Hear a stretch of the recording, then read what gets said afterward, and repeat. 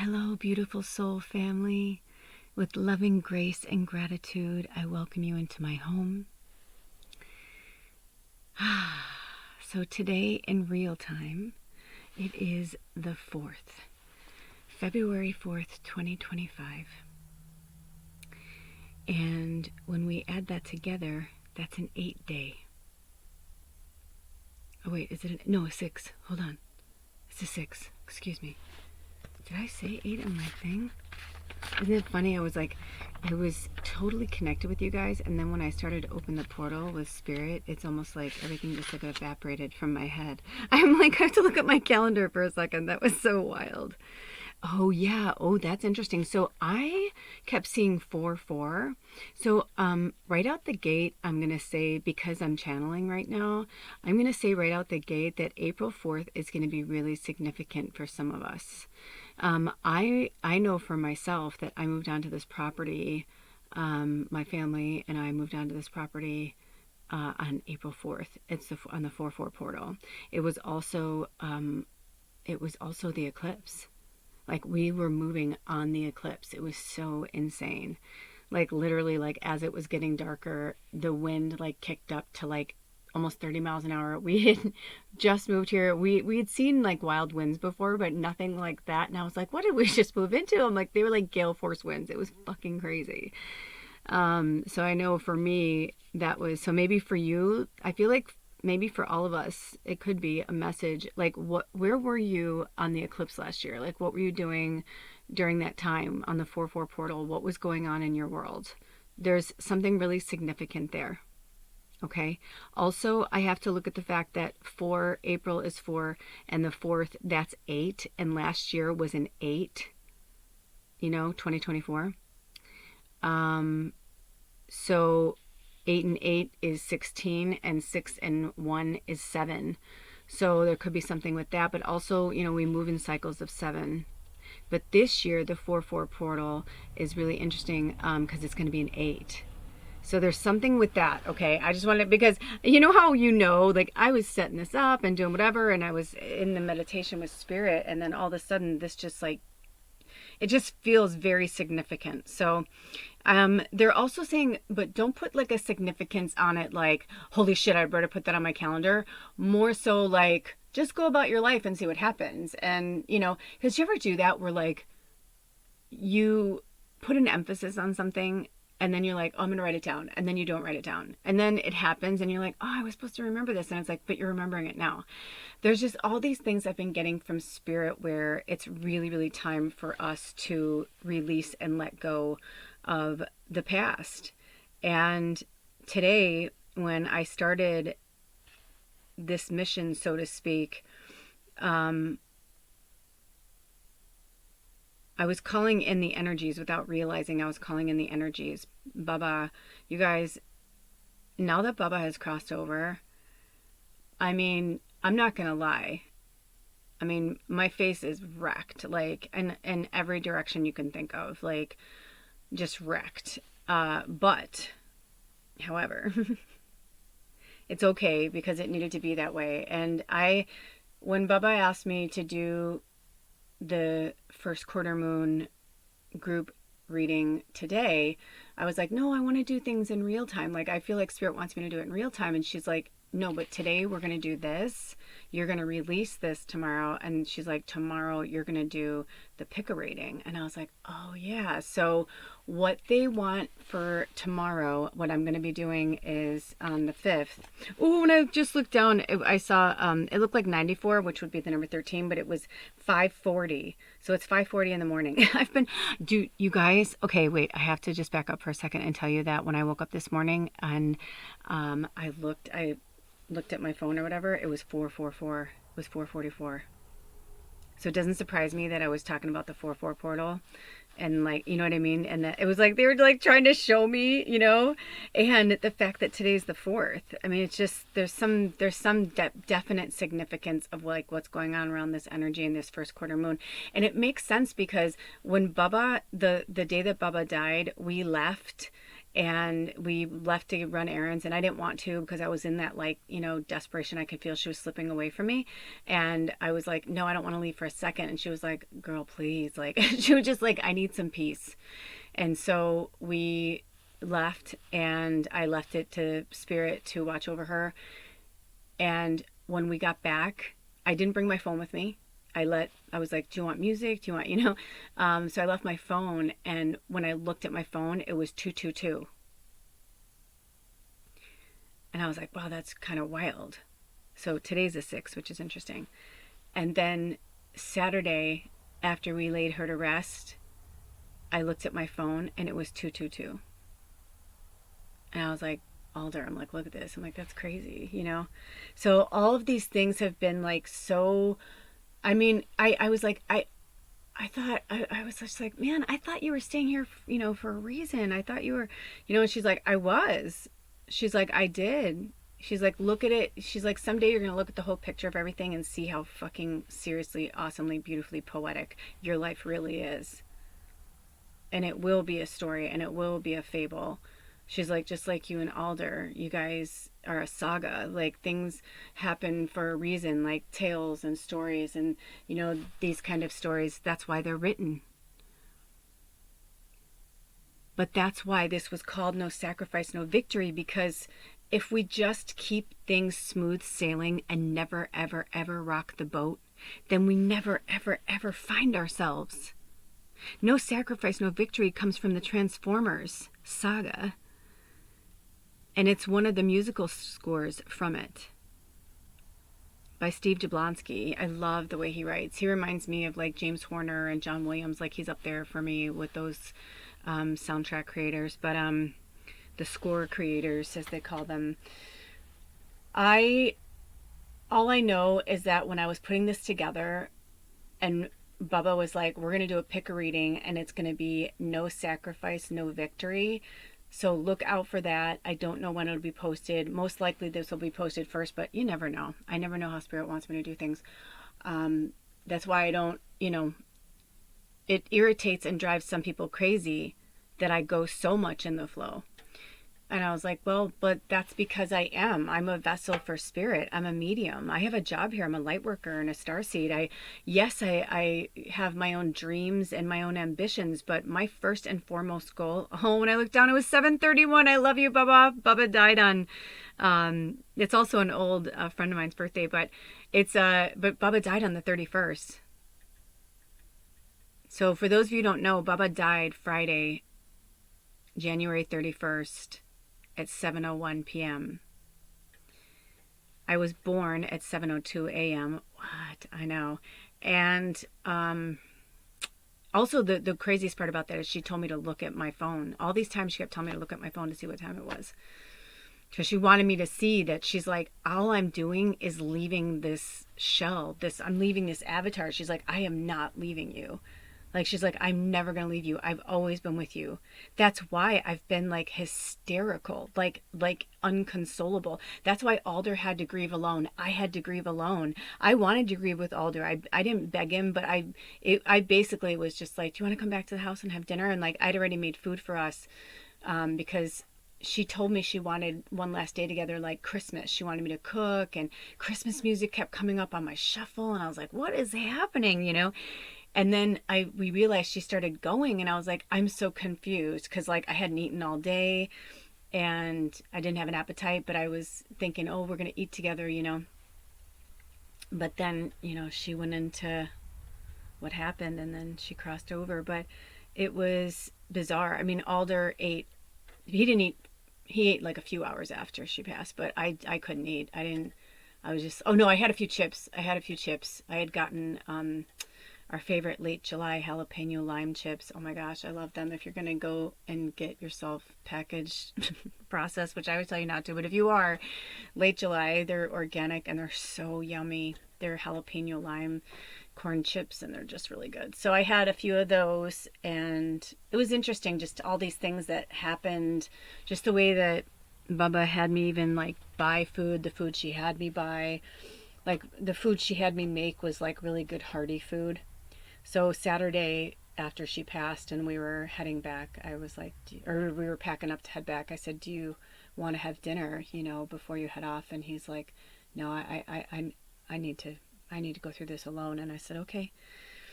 And I was really sad because I realized, I'm like, I mean, I know I could have called any of you and you would have talked to me for hours if you could, but it wasn't about that. It was like, when someone passes and you want to grieve, you usually want to grieve with other people. That's why you're with them at the wake, the funeral, and all that kind of stuff. And a lot of people, after they're laid to rest, they have a nice big meal and cocktails or whatever, because they need to just vent and reminisce about that. Because everybody has a personal relationship with that energy, that entity that passed away. And we were no different, And it's funny, I've been saying to you guys for years, like, I'm alone, you guys can do it. I know what it's like to be alone, I'm like, I've been alone. I was alone for years before I was with Alder. Yeah, I was, but I was alone for 7 years. But you know what? Like 3 or 4 of those years, I had Bubba. And now, after her being with me 13 years, I realized, I'm like, no. I mean, a lot of my tears and my sadness, I was crying for myself. I was crying for my own heartbreak, for my own loneliness. Because now, without her and Alder, and now my mom's gone too, like those were my last 3 people that I really were the closest to and talked to. I was like, wow, I'm really alone. And so, since Saturday evening, now it's early morning of Tuesday, the 4th, but since Saturday evening, I've just been horribly sad and cried so much that I was like, is it even fucking possible to still be crying? Like, I mean, I just feel like I've been crying for like a week straight. Like, because I knew it, I felt it. And I knew she was leaving me. And the way she left, watching her suffer for hours was horrific.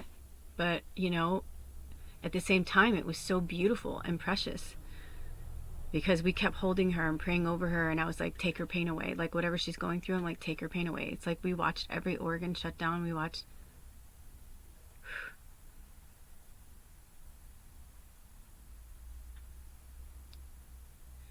But watching that last breath leave her body like that was beautiful and special and something I'll never, ever, ever, ever forget.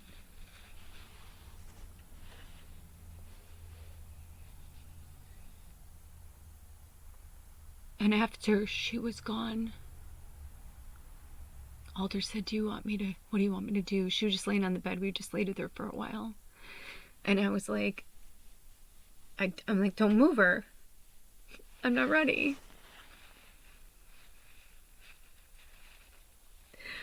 And this whole process, I felt like I kept having to say to him, I'm not ready, I'm not ready, I'm not ready.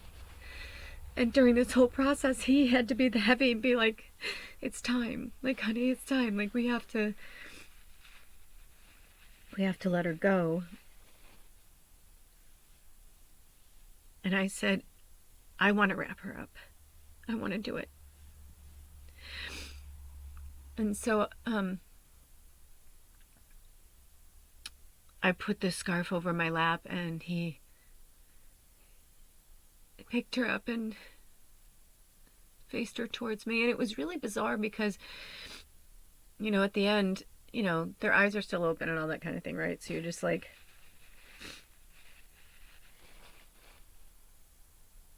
And I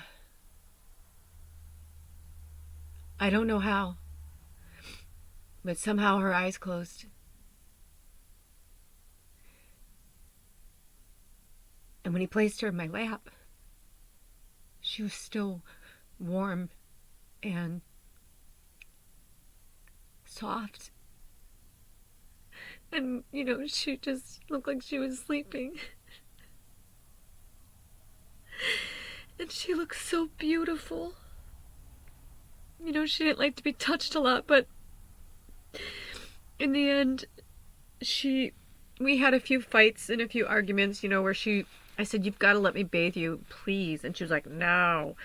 And I was like, "Well, then we got to do sponge baths." Because I wanted to like submerge her in like warm water. I'm like, "You'll feel so much better, Baba." I'm like, "I swear you will," because she was getting to the point where she's soiling herself, and Baba was such a lady and so regal and so royal, Even now when she comes to me, she's so royal. Like, I can't explain it. Like, she's so old and magical, and she's been with me forever. She's like a guardian of the galaxy. Like, I'm not even kidding you. Like, and now I know why I was meant to like not write my books yet.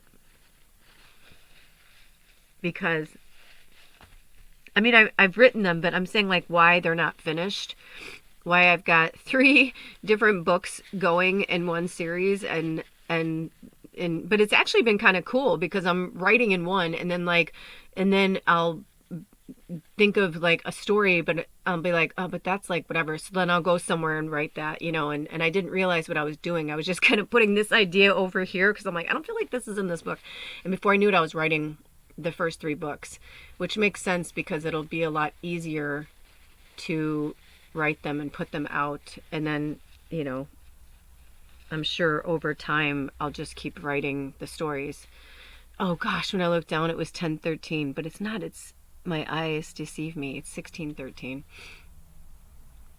But 10:13 is my mom's birthday. Anyway, I digress. So this whole process has just been super beautiful and intense. And when she was laying in my lap and it looked like she was sleeping, even like the way her arm was, it was bizarre. It was like beautiful, but also like freaky, because I was like, it was like she was just fucking sleeping.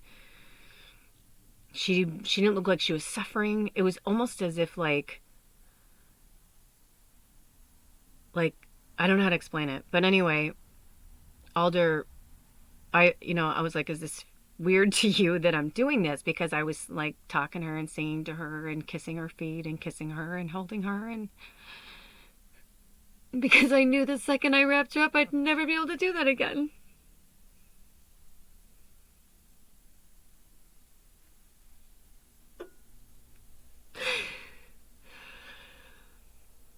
And because I already lost one child that I never got to hold and never got to touch. Star, my daughter, in this life. Because she never was born into this world. I know that she was my daughter from another life that came in and connected me with her. Because I fought fiercely and bravely to try and keep her alive. And I had cancer, and it just wasn't meant to be. But at such a young age, I was in my early 20s. I was either 24 or 25. I can't think right now. It doesn't matter. I mean, it matters, but not to this story right now. It's just, you understand. But I realized that when Spirit said that, of course, for, each moon cycle has an energy that we are to work with. That's why we get all these new moons. And every new moon we set an intention and we put something out into the universe and say, this is what I want, this is what I long for, and then if we get sparks of it, or if it comes to full fruition in that moon cycle, then it's ours and it's meant to be. If it's not, then that means it's either not meant to be or not meant to be in that form, or just not yet. And so I feel like with this Aquarius new moon, that we did with the dragons, while we were saying goodbye to the dragons and saying hello to the year of the snake. I mean, even now, just like what would happen with Bubba, like it's just so, it's so intense. And it had to go that way. Because no sacrifice, no victory. I had 13 precious years with her. So many memories.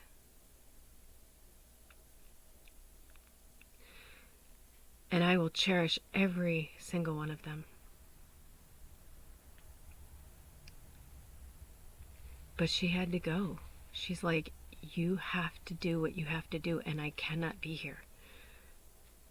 She's like, you have to finish these books. She's like, you have to do your music. Like, you have, she's like, you know, a lot of you know that when I was younger, I had many brushes with the fame world through other people. I myself was not famous, but I knew famous people or was around famous people a lot, or knew famous people who knew me, you know, kind of thing. Hold on. Okay, sorry, I had to blow my nose. And Bubba was trying to say to me, like, you weren't meant to do that then. And even now, I've avoided it like the plague, being rich and famous, because I saw what it does to people. I saw how it changes people. But I also, you know, like, this isn't name dropping to like whatever. I think by now you guys know who I am. But I think certain moments were put into my life to give me the perspective of the reality that I was born and raised in, and then the reality that was true. And with that said, meaning as, you know, born in 1971 in the south suburbs of Chicago, Illinois, you know, to, you know, blue-collared, humble, you know, middle-class family with the whole facade of the Matrix, right?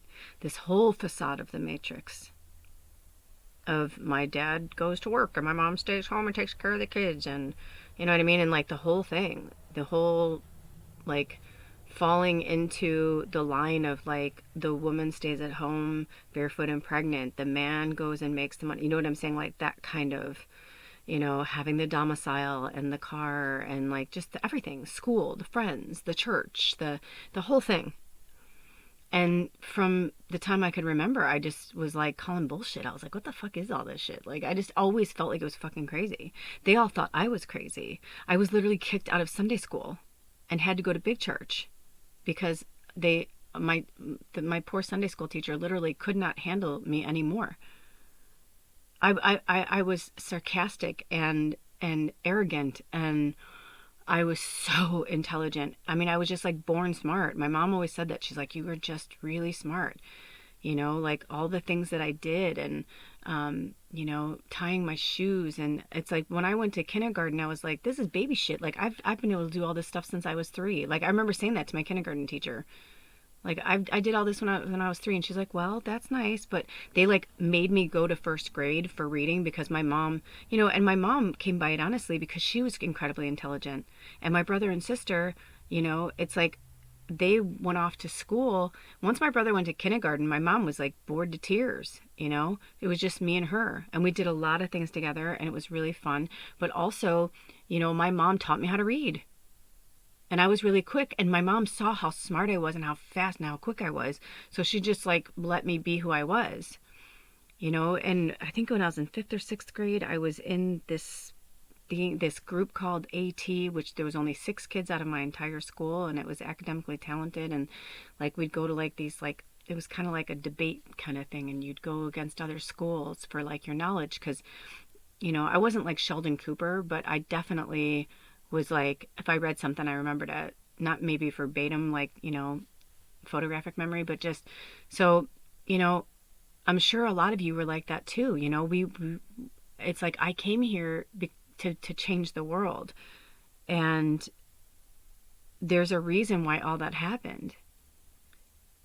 Cut to 23 years old.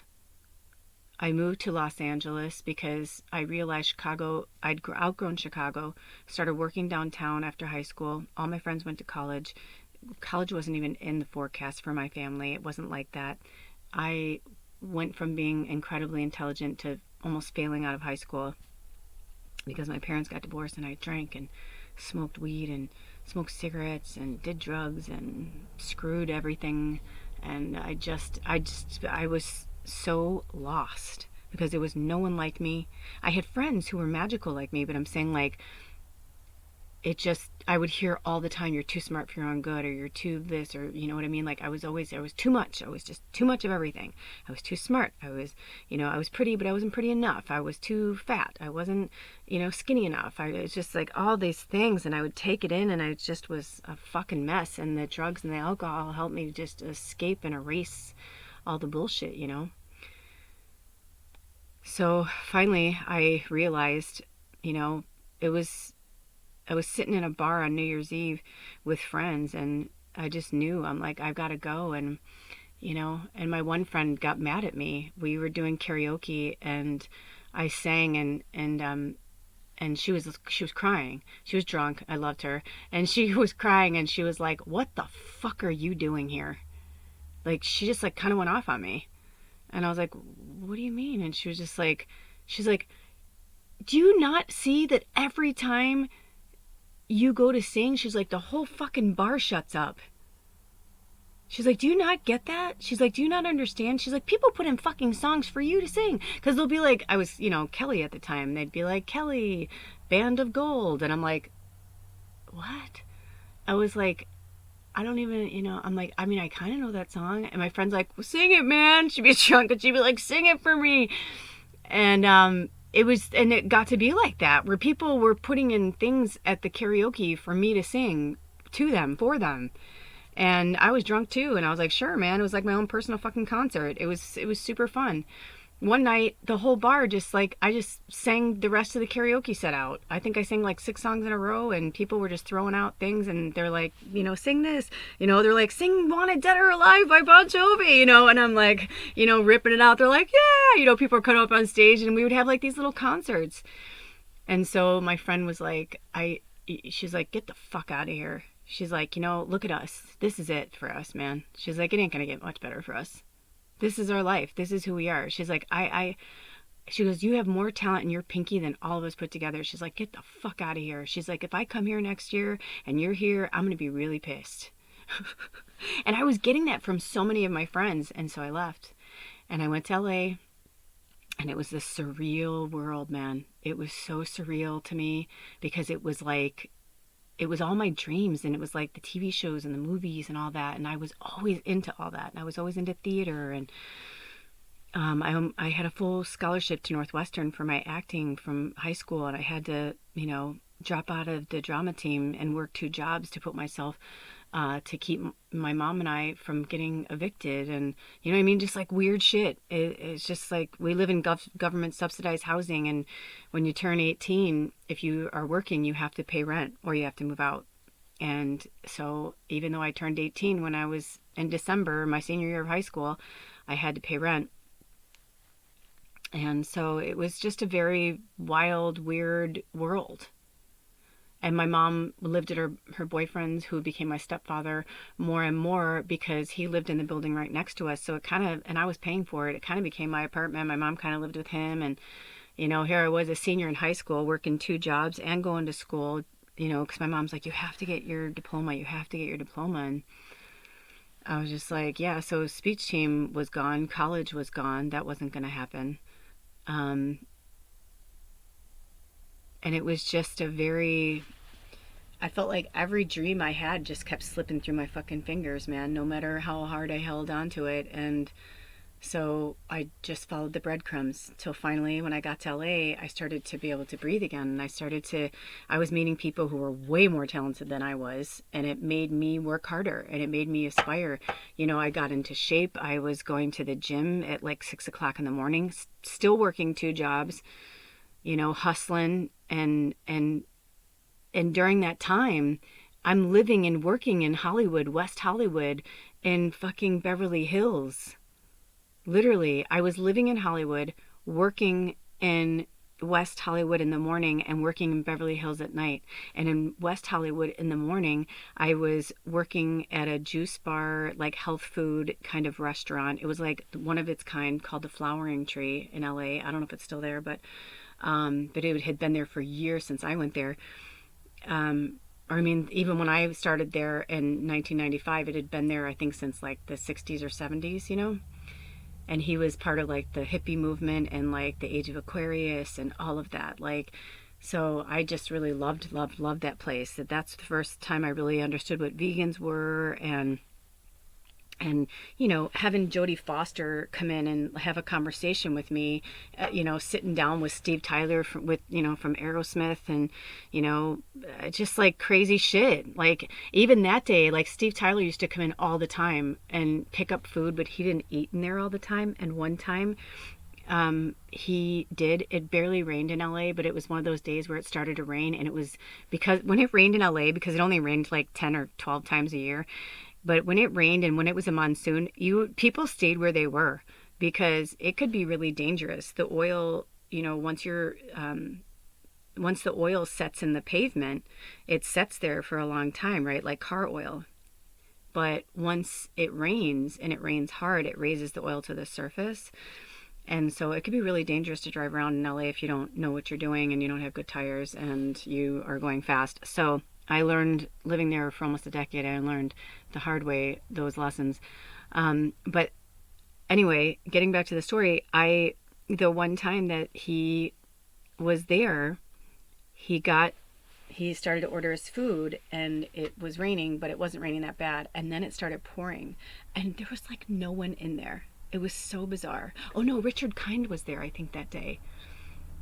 He's also a famous actor, and Richard and I became buddies too, because I was actually talking to Richard when he got the call that he got the job on Spin City. I'm not fucking kidding you. I was literally sitting at the booth with him, and he's like, "Oh my God," he's like, "that was my agent." He's like, I got the part," and I was like, "What?" And I was like, and this was before cell phones, right? So he had like a beeper or something, and like he had texted him like through a beeper or something. It was like, because I was like, "How do you know?" And he's like, "Oh, he messaged me." And I remember being like, "What the fuck, you have a beeper?" You know what I mean? Like I was just like, I didn't know that was a thing. And he's like, yeah. So just crazy shit. But Steve Tyler ended up, like, I had just watched Liv Tyler's very first movie, and I think it was called Beautiful or something like that, or Beautiful Creatures or something like that. And I had just watched it like the night before, like 2 nights before. And every time he came in, I would always be like, "Hey, how you doing?" You know, I would never be like, "Hey, Steve," or it was never like that. But the day that he was in there, he said, "Oh, wow, it's pretty rough out there." He's like, "You know what? Can you heat that up?" And his voice that, you know, he's like, "Hey, can you heat that up?" He's like, I'm going to go sit over there. He's like, "I'm going to eat it here." And he's like, "Also, can I have a green tea?" And he had just gotten sober. And anyway, so he told me a lot in that visit. We hung out, and it was just like no one was in there, and it was a really slow day. So the kitchen people were just chilling, and I was like the counter girl. Like I made wheatgrass shots and all that. Like, you know, that was in 95. Okay, so that was 30 years ago. I just realized that was 30 years ago. Holy shit. It'll be 30 years ago this summer that I met him. That's fucking weird. That's so weird. That's so weird. Oh my gosh. That's like giving me like such weird, but cool weird. Like, wow, weird. You know what I mean? Like, holy shit, weird. I'm 53. And I was 23 when I lived there. That's so crazy. Okay. So getting back to, sorry, I don't mean to take you down memory lane so far, but oh, when I looked down, it was 33:31. And Bubba's like, "Get back to the story, Bubba." But it was just so intense and cool. And what opened up was I brought his food and I brought his tea. And I said, "I just have to tell you." And I'm sure he was waiting for me to say something about him. But I said, "I just watched your daughter Liv's movie." I'm like, "Oh my God." I'm like, "She is amazing." And he's like, "Oh, isn't she?" He's like, "Oh my gosh." He's like, "That's my baby." He's like, "I couldn't even," he's like, "I mean, I know that she's talented." He's like, "But even I was blown away by how magical she was." And I was like, "Yeah, I felt like she was the only one in the movie." I go, "Honestly, I think she's got a really promising career as an actress." And he was like, "Yeah." And we just started talking to the point where he was like, "Hey," he's like, "Do you want to sit down?" And I was like, "Sure." And so I went and got my drink. I was like, "Sure, Steve Tyler from Aerosmith, I'll sit down with you." And we just like started talking and stuff. And it was so good. And the conversation was so good that when he was getting ready to leave, I said, I would never ask you this. And at this point, I think I'd probably like served him like 4 or 5 times. Like he'd come in and get food and leave or whatever. I do think he stayed one time, but I don't think I waited on him. I think he was with like an agent or a manager type person because it felt like that's the energy. But anyway, it was so long ago. But I said, my husband is, well, he wasn't my husband at the time. He was my boyfriend. But I said, you know, my boyfriend is like a massive, massive fan of yours. And when I told him that you come in sometimes, I said he got really excited and said if I ever saw you again, if I can get an autograph. And he's like, oh yeah. He's like, what's his name? And he was so cool. And I brought him a napkin and a pen. And he's like, you don't have paper? And I said, well, I go see if that works. If not, I'll go get paper. And it worked. And I liked it. I liked it on the napkin better. I just felt like it had more flair. I don't know, but anyway, it was cool, and he was really cool about it, and I felt cool to ask him. And then, you know, for years and years, I met and knew so many celebrities. I can go on and on and on and on and on, but the more I got to know them, the more I realized that their stories were like, no matter where they came from, whether it was nepotism or it was like they started from nothing, it was just very interesting. I mean, I literally like got to see and know the whole Bridges family, you know, Lloyd, Bo, and Jeff Bridges. You know, it's like the generations of the actors, like the brothers and the dad, and they were like, you would never know that they were that famous. They were just so down to earth and like real good people, and they had like family night, and they used to come to this restaurant that I worked in. They came all the time. And I remember one time they were taking a picture and he wanted us in the picture because he's like, oh, you guys are like family. And I remember thinking, am I in a frame in the Bridges family somewhere? Like weird shit like that. You know what I mean? Like, so when I started to realize that, you know, I would go home and my family would be like, you're full of shit. You're lying. I'm like, I'm not fucking lying. They're like, oh, where's the autograph? Or where's the picture? I'm like, I can't take pictures with them. I'll get fired. And they're like, oh, isn't that convenient? I'm like, no, that's the fucking truth. Like, I mean, when I worked at Planet Hollywood in Beverly Hills, that was my night job. I literally could not. We would literally be fired on the spot if we asked for a picture or an autograph. On the spot. So I was like, no. In fact, any picture that I was ever in, I would go to our like celebrity like department or whatever. I don't even know what they called it, but you know, our PR department. I'm sorry, Michael Roth would kill me for saying that. Our head of our PR guy, because he's so mega famous now. But I mean, you know, it's like I would go to them and be like, is there a way I can get a copy of that picture? Because I'm like, I'm sorry. I'm in the picture with Gina Davis, or I'm in a picture with Christian Slater. I want that fucking picture. Those are the only 2 pictures I ever had of being in a picture with a celebrity. Drink some water, they said.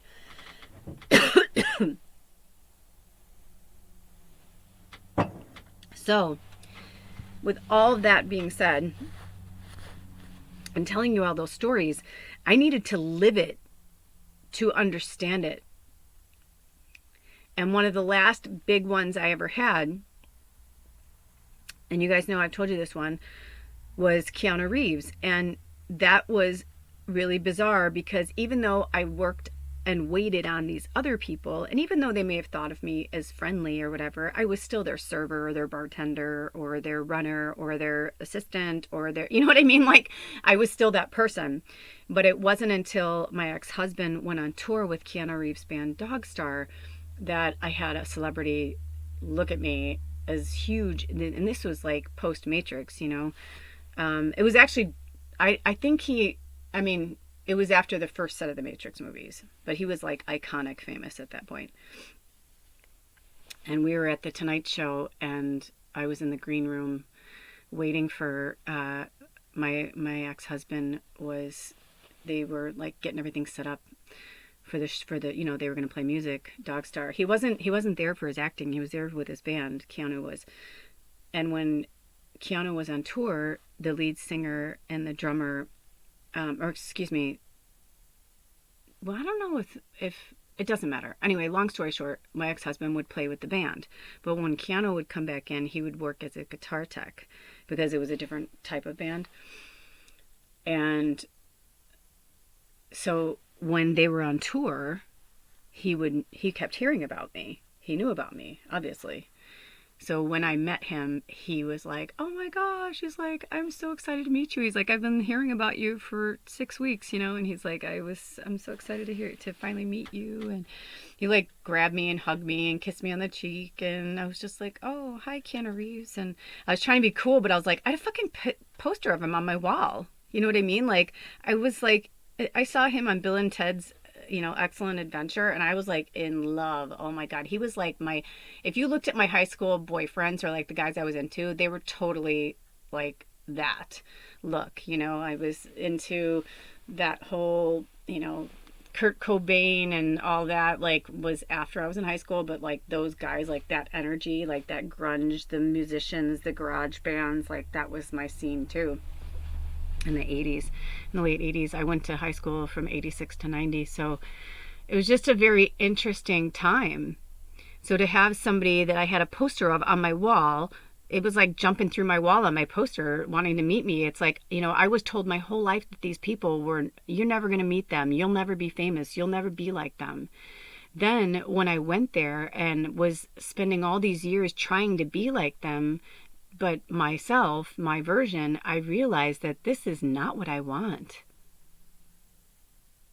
This isn't the sacrifice. I don't want it that bad, right? Like the victory, the sacrifice and the victory. I'm like, no, I'd have to give up my anonymity. I'd have to give up. I was like, no, it's too much. It was too high of a cost. It was just, and it wasn't meant to be, because every time I got to a place where I almost made it, it was always the other person. Sorry, I'm on my bed, it's creaky. But it was always the other person. Obviously, I wouldn't be having this conversation with you if I'd be somewhere else. But I had to go through all of that, had to go through all the hardship, had to go through all the loss, had to, my first family, my first husband, we had animals. And when we broke up, I couldn't take the animals with me. And it kills me that, my animals died without me. I wasn't there. And I made him promise me that when the time came to put down any of the animals, that no matter what we were going through or, whatever with our other people, I was like, you need to let me know. I want to be there. And he promised me that he would. And he said it was 2 a.m. I'm like, I don't fucking care. So like my dog died without me. And when I like that, you don't even know the pain and suffering and the guilt that I felt for that, my Puda bear. And she was a Japanese Akita. They look like wolves. And, she was a big dog. She was 85 pounds. And she was in really good shape, but her organs were failing her in the end, and I didn't know. And he didn't want to tell me certain things because, he didn't want me to feel bad. He kept trying to control. He took my power away. And I didn't get to be there for her. And it was horrific. And I realized that she was the last animal that I had. And even though we had a cat together, I always felt like that cat was his. Even though I rescued the cat, nursed the cat, and all that, the baby, like we had it from a baby, I always felt like it was meant to be with him and not me. Did I say it? Did I call Fufu an it? I'm sorry, I meant to say him. But he was not, we just weren't connected at all. We weren't bonded at all. He was absolutely my ex-husband's familiar. So he went with him, and I told him I wanted to know when Foof went. I'm like, even if you just email me and let me know. And he was just like, I will. But he never did, because we stopped talking and all that. So like, I didn't get to be a part of that either. So having no animal for so many years in my life, and then having Baba for 13, it made me realize that I needed her. I needed her to ground me. I needed her to, even though she traveled with me and moved with me and, you know what I mean, and lived in different states and all that. It's like, even though she went through all that with me, it was like I still had freedom, but I didn't have the freedom that I have now, which is I don't have to get up and feed her. You know, towards the end, it had gotten so rough that I had to set my alarm I'd be like, well, what time would be best for her to eat? And I'm like, okay, well then 3 a.m. it is. And I was on her schedule, but I was still posting and I was still, you know, working. And I was still kind of working 2 jobs because had my 2 channels going and I was taking care of Bubba and, you know, always juggling, always juggling, always juggling. And now I get this vibe from Spirit. They're like, it's going to be a different form of juggling, but you can do this. And Bubba kept saying, I can't go where you're going. And I was like, yes, you could. I'm like, I'm like, you know, you weren't that old. I'm like, you could have lived longer. I was like, you know, she's like, and then she was showing me her whole life and everywhere she's been and everything she's done. And she's like, do you know that, like, I lived like 1,000,000 lives in this life with you? She's like, but there's a time where I'm tired and I want to go. And she's like, and I'm tired and I want to go. And some people might think I'm cuckoo and I don't really give a shit. But it didn't hit me until right before I started this video that Bubba brought, you guys know I've talked about Sherwood, my stuffed animal. You know, I call him my emotional stuffy or whatever, my care animal. But it occurred to me today that Bubba's like, I'm Sherwood. She's like, when you're feeling lonely and you're feeling sad, she's like, hug Sherwood. She's like, when you want to, you know, whatever, and you feel like you need my physical presence, she's like, bring Sherwood. If you go on a road trip, if you travel, if you whatever, she's like, bring Sherwood. And I was like, oh my gosh. And it's so perfect because when I was growing up, one of my favorite stuffed animals was an elephant. I had a panda bear and an elephant. Those were my 2 prized possessions. And I've had so many elephant stuffed animals over the years. And the way Sherwood came into my life was like so perfect. And he's like that big size where he's just like so good to give a good hug to, just to give a good snuggle. And those little eyes, whoever created this stuffed animal, like there is definitely life in it. And going back to when I was holding Bubba and I asked Alder if he thought it was creepy. And he's like, no, he's like, I'm just concerned that she's going to start getting stiff while she's on you. And you know, because we had cleaned her up, you know. She was such a lady. Even when she went, it's like she was such a lady about it. It's like, you know, I know this might be gross, but I just had to tell you it was kind of cute. She just popped out one little poop, you know, because they, you know, a lot of times when beings, humans, animals, when they die, their bodies let everything out, you know. And Bubba just like had one little pee and like one little poop. And it was like, that was it. And she had, you know, her mouth stuff, but it was like nothing that was, you know, we were prepared. We were prepared for it. But then it was like I said, it was almost like she came back to life in some weird way. Because when she was laying there, she looked rough as fuck. And I was like, I can't pick her up. I can't look at her like that. I can't see her like that. And he's like, I'll do it. And I was like, are you sure? You know, because we were both crying. And he's like, yeah, I'm going to do it. And I was like, okay. But then it was like something changed. I just heard, you know, pick me up.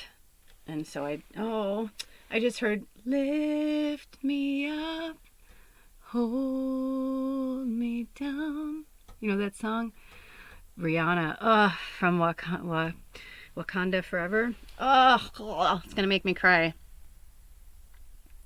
And she's like, you know, hold me and I'm going to start crying.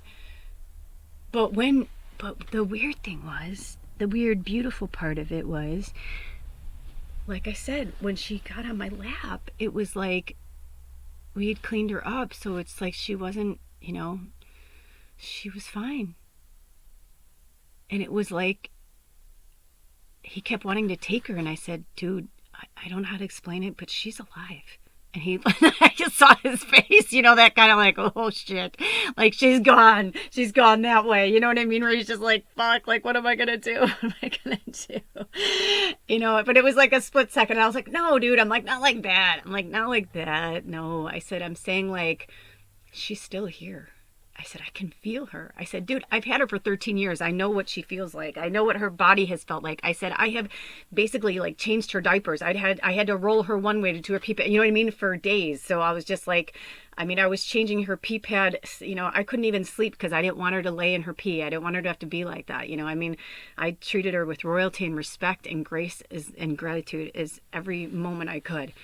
So I'm like, I am telling you, she feels alive right now.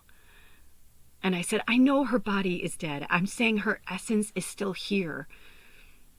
And she wanted me to have those last kisses on her feet. She wanted me to hold her like that because I couldn't hold her because she was dying. And she was just, we just needed to let her lay on the bed and go the way she wanted to. And we sang to her and we talked to her and we laughed with her and we gave memories and held her hand and pet her and scratched her. You know what I mean? Like we did all the things. But, that was different. It was like she was more stiff when she died. You know what I mean? When the life left her. And it was almost like all the pain and suffering had left her completely. And then she was still there. And then when it was time, I knew it was time. I was like holding her paw and I just it was like everything on her was like jelly, like she was fine, like she was moving like she was still alive. And then all of a sudden it was just like, I felt just like a little bit of not, you know what I'm going to say, but just more like that she was leaving and she was like, say your last goodbye. And I said my last goodbye and I wrapped her up and I held her and Toomey wrapped up and I put her under the altar and the rest is history. And so for the last several days I've been like crying hysterically. And Bubba's been showing me all these things. And so when she was saying, I can't go where you're going to go, she was saying, like, it's time for you to go make that money. It's time for you to be famous. She's like, it was always your destiny. I said, I know. And so it's time. And I had to sacrifice that. I had to let her go. I had to let her go. I had to let her go. If I had brought her to the vet the gazillion times I wanted to last year, she would have probably been fine. She probably could have lived another 3 or 4 years. I'm serious. Because I just know. But this is the way she wanted to go. This is the way it was supposed to be. She broke mine and Alder's heart chakras she blew the doors off. Like, you can't come back from that. Like he said, he's like, I'm never going to be the same. I'm like, of course you won't. Neither will I. When I looked down, it was 52, 7, more sevens, right? Like cycles of 7. We've been talking about this for years, you guys. Because I was going into the 14th year, which would have been 2 cycles of 7. Do you know what I'm saying? For her. And I think she was 14 and she wasn't meant to be 15. Do you know what I'm saying? Like she had to die, 7 times 2 is 14. And 1 and 4 is 5. And 5 is change and transformation. And she died on a 5 day. Because it was time. Change and transformation, baby. She had to go. It was time.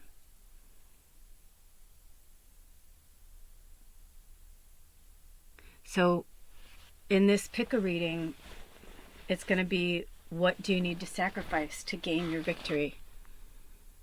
What do you need to finally let go of and release to gain your victory? I'm telling you right now, I have moments that, because I've met so many celebrities, like there's some of them where I'm like, oh man, I hope they're still alive, because I'll be like, or we find a way to see each other, know each other, because I'll be like, do you remember, you know what I mean? Like certain ones, like we had like a relationship where I was like, unless they I mean, I know they've met millions and millions of people, but not to throw flowers at myself, but I'm pretty unforgettable.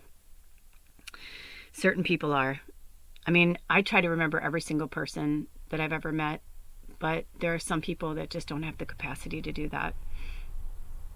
And now I just tell people it's my stoner brain, but you know, I'm glad for the cannabis. I was so smart, man. And I am still smart, but I'm just saying, like, I need it because my brain is like a computer, and it's just like I've been human so many times, and I've been to so many different places in the universe, the galaxies, the planets, that I know it. I can feel it with everything I am. And one of the last things Bubba said was, "Don't let him go," meaning Alder. She's like, "Don't let him go." She's like, "Fight. You need to fight for him." Oh, Bubba. So now I miss her every moment, every second. But what I realized was I wasn't mourning for the loss of Bubba so much as the loss of my companionship, because now I am alone. She is with me, always. She's just like when my mom passed over. It's like she's gotten stronger. The first few days I needed to work through it on my own, but now it's like, no, she's with me and I can feel her like she's on my shoulder or something, or so. I don't know how to explain it. And now it's like when I get a sad moment or I want to hug or I miss a scratch, she's like, you go and fucking hug and scratch your cute friend Sherwood.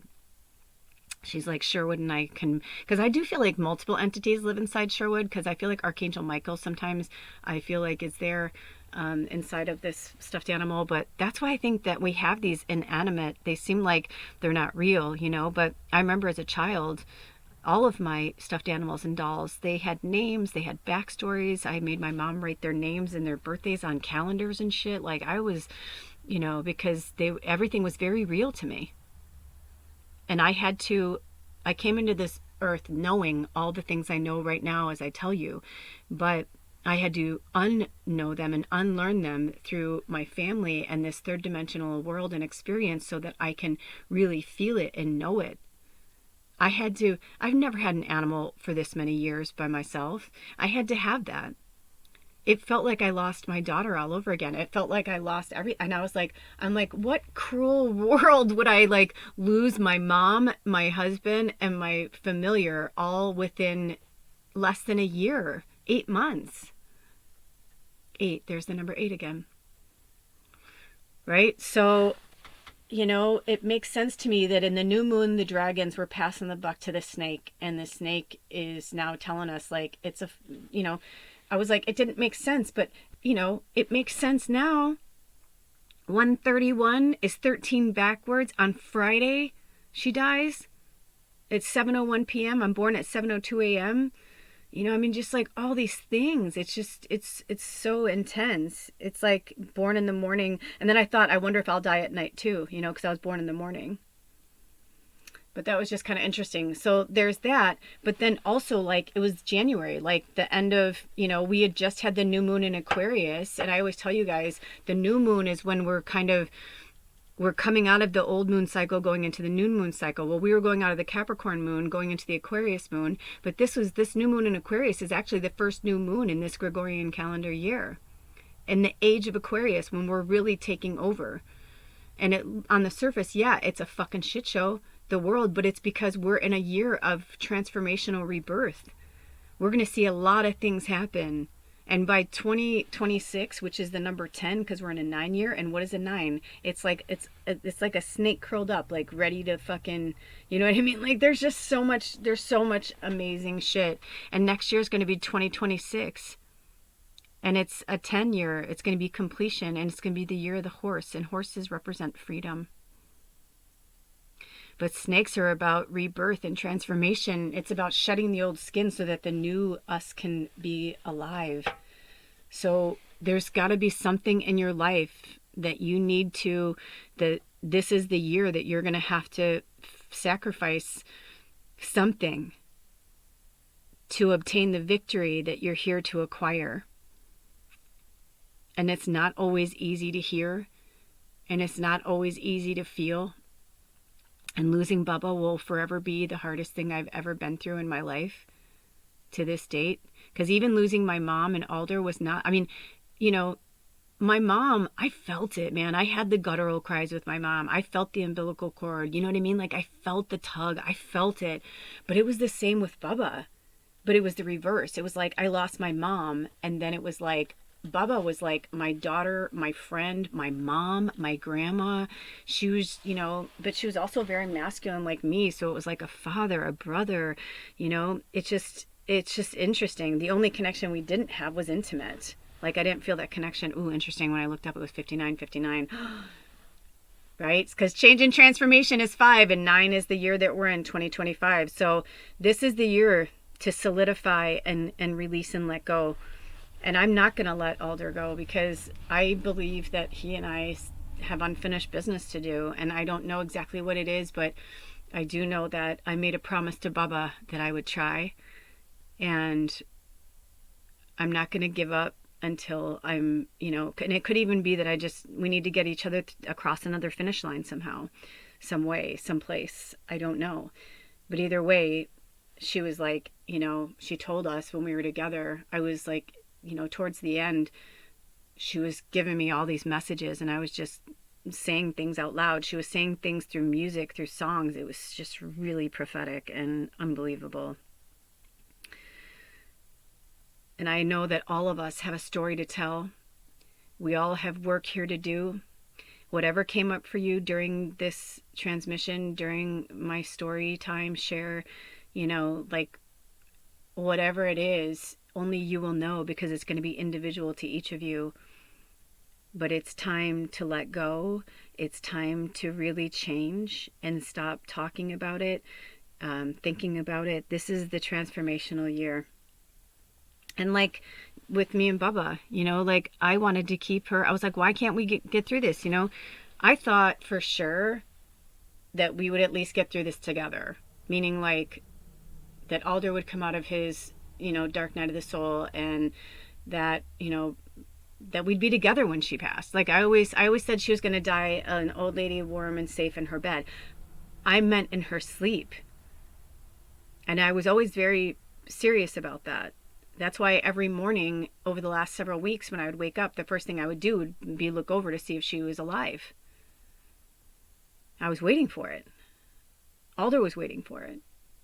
And it didn't go that way, because it wasn't our fucking path. It was hers. And she signed on for that. And we shared that experience. And I specifically said to Spirit, I don't want to have a trauma bonding experience with him. If we're ever going to like recover in a relationship, it cannot be through that. But at the same time, she loved us both. And we were like her parents in a way, you know, or definitely like her closest. We were family. She wanted to die with her family. She had me reach out to a few people that were in her life. She wanted to be with them. One of our soul sisters, she gave me 2 time frames on that day, because Bubba came to me the morning that she was going to pass. I thought for sure, it felt like a wake. Like I was like, she's going to die tomorrow. I was like, because February 1st was in bulk, which is the planting of the seeds. I'm like, that's what she wants. I'm like, she's going to die on that day. I go, we're going to wake up. She's going to be gone, and we're going to bury her. I'm like, that's what's going to happen. I can feel it. That's what I told Alder. I said, that's what I think is going to happen. Yeah, it didn't go down that way. But interesting that the morning that she passed, she said, you know, I want to talk to these 2 people, or I want to hear from these 2 people. And I thought she meant, because she was still like, you know, going, meow, meow, and she still was talking. I was still videotaping her at like 2:00 in the afternoon. You know, after we came back, I was making food, and Alder was doing some stuff outside, and we were still, she told me to get my camera. We made, I mean, now I know, but back then I didn't realize, like, well, no, I felt it when it was happening. That I should say I didn't want to believe it, but then when it started happening, I don't know if I'll ever show it or not, but I started crying because I realized it was the last video I was ever going to make of her and me. And it was pretty rough. I mean, she died hours later. But my one friend was like, I'm at work. She's like, I can either call during my break or I can call when I get home from work. And I was like, okay. And my other friend was like, she lives 2 hours. We're a 2 hour difference. And she was like, I'm not sure when I'll be able to call, but I'll let you know or whatever. And I was like, okay. And then I didn't receive a text from her. And then she called. She just called. And I didn't pick it up at first because, anyway, whatever. Long story short, they ended up leaving a message, but I picked up the phone like as they were trying to leave a message. Or no, I called her back while she was trying to leave a message. And so when we got off the phone, I played the message to her, which was so cute. The message to Baba from her kids and stuff. It was like the cutest thing. They were like, hi, Baba. We love you, Baba. It was like the cutest thing. And then my other friend, they didn't call till like after, like, they're like, I won't be home till after 6. Baba died at 7:01. And I realized in like that moment, like afterwards, I told them, I said, she's gone. And she's like, oh man. And I was like, dude, do you understand? Like, she literally waited for her, because out of all of the people that I've ever been friends with, known, whatever, Baba was the closest to her. And it was pretty intense, but so beautiful that they got to have that last moment together. And even my friend was like, I feel so honored that Baba wanted to talk to me at the end like that. And I was like, well, because she's like, and then she was like, she helped me so much. And I'm like, I know. I'm like, because Baba is Baba, right? And she's a really powerful healer and teacher and friend. And anyway, so it was just really magical. Everything that happened exactly the way it was supposed to. And even now, I feel moving forward, I'm going to be okay. And I know Bubba's okay. Yesterday, I was in a pretty down spot. But Sunday, it was so beautiful. And the weather was in and out. And it was either yesterday or Sunday. I don't know. My days are running together. But we had a snowstorm. And Baba hated snow. So I thought it was so funny that like Baba left like right before the snowstorm. It was supposed to come on Friday and she died on Friday. And I was like, dude, I really hope this storm doesn't happen, because I don't know how, especially if we have to bury her or she wants to be taken somewhere off property. What if we can't leave? They were talking about ice and all this shit. I'm like, we're not gonna be able to even fucking leave. I go, well, then that's what it'll be. I guess we'll deal with it, here, she'll be here, you'll be here, it'll be fine. But just, nope. It waited. Even like her funeral when we buried her and everything, when we, we're leaving to go to the mountain, it was beautiful. When we got to the base of the mountain, it was cloudy. We were like, oh shit, I hope we can get up there, to the place we wanted to take her. But we got up there and it was just so magical. Everything, all the sun came out when we were up there. It was just really magical. And then, the weather started to turn on Sunday. And then yesterday morning we had a snowstorm and it was beautiful. And it was gone as fast as it came. But I got some really good pictures and video. And I just, I cried a lot. And then I realized, I'm really not alone. And you're not alone. Like, we're not alone. But I needed to be completely alone these last few days to see what that feels like and to sit with the loneliness. And I know that like Alder needs to be where he is and I need to be where I am. And I'm hoping that the visions that Spirit and Baba and my higher self have been giving me are true, because if they are, then I'm excited to see what's coming. But for now, like for the rest of like this month especially, I'm just going to focus on myself and my art and my creativity. You're probably going to see some sad videos. I took a lot of videos of Baba and her funeral and all that. I felt like she wanted you guys to be a part of it. So I will post things when I feel I'm meant to. Because truthfully, I don't regret anything I posted, but when I posted all the things I posted, I just did it because I just needed to get it over with. Do you know what I mean? That's why it's in a black screen and just a few words with the 15 seconds. I barely could fucking make it. I was like ugly crying like the whole time. And every time I had to turn the volume down because I couldn't hear Taylor going, especially because I know the words. And I'm like, so even though it would leave off there, I would like, I hereby conduct this postmortem. I'm like, I mean, really, like, it's just like to the, even to the, the ghost in like the video from Lula's Labyrinth. The interesting thing is that the one video that I made, the last video I made on Lula's Labyrinth that I dedicated to Bubba, I actually made that when Bubba was alive, because it had gotten to the point when I knew she was going, it was getting closer, that I would like go and cry and go under my blankets. And Alder was here for a few days, and then, he left for a few days to work, which was perfect because he went and made like all the bills. It was like perfect so that we could just like pay our rent. We didn't have to like stress about everything. I mean, Spirit just gave us gifts all the way around. But after he left, she started to go downhill really fast, and I was the one taking care of her during that time. So it was pretty intense.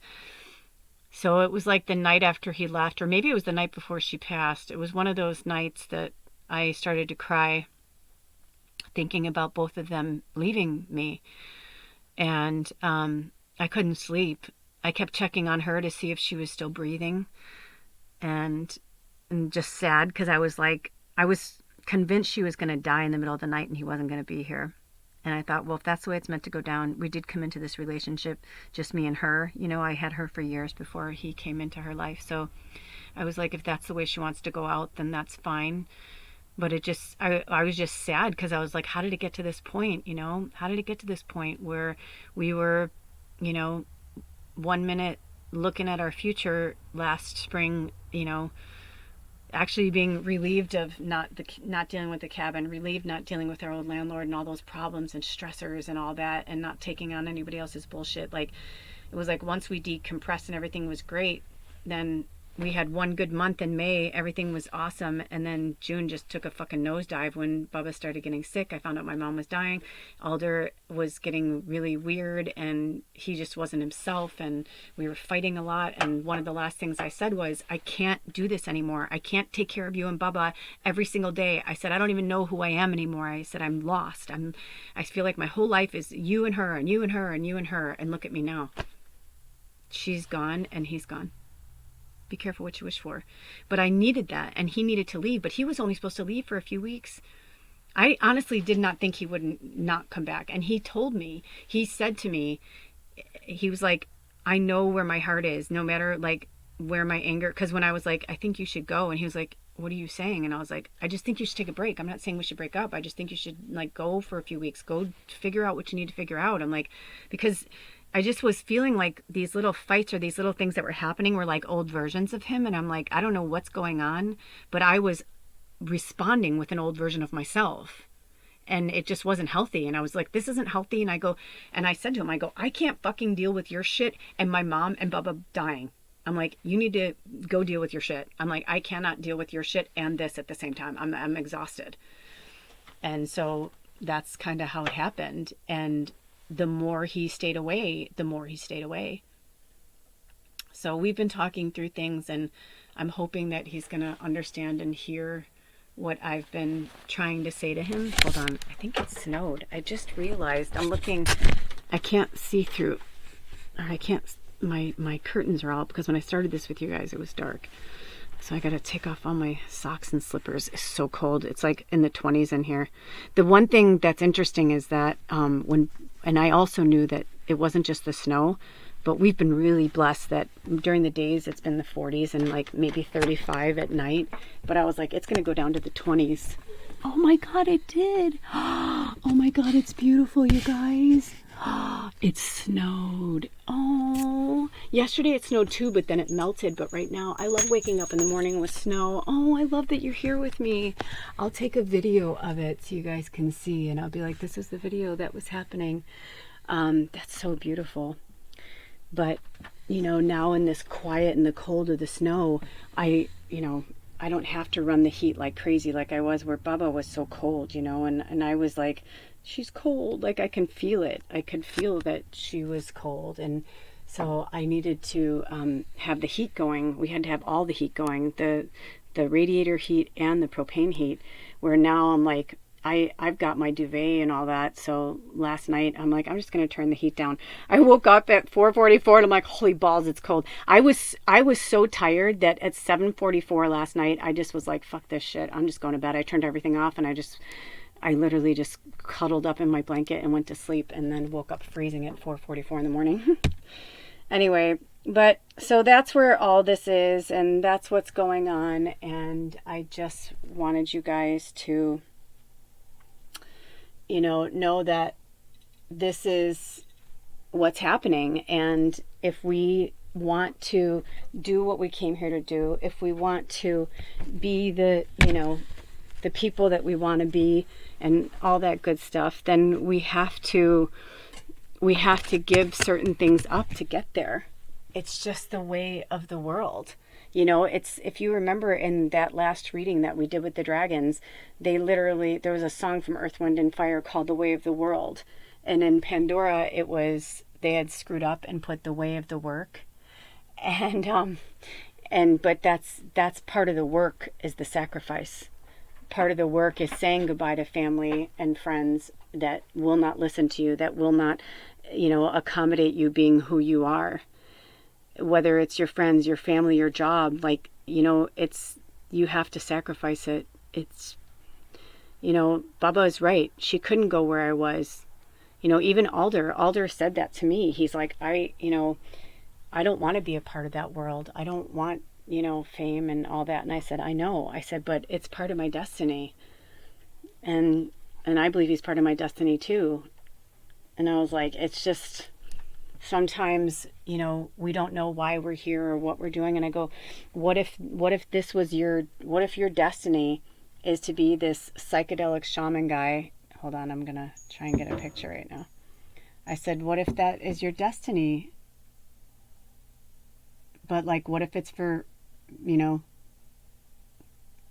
not just to help people locally? What if it's something where, you help famous people? I mean, I hear that all the time, because unfortunately, people with money and influence do make a difference. I know that people said that whole thing about Selena Gomez, but I'm like, you know what? It can feel helpless too, to have all the money in the world and you can't make a difference. But you can. You just have to do it the right way. Look at Taylor and their best friends. It's like we're all making a difference in different ways. Selena made a difference with that video just by putting her vulnerability out there. Now it's like people are, that's how we're seeing the diversion, and we're seeing who needs help. If you look in my shorts, one of the things I put up in the last several weeks was, be kind.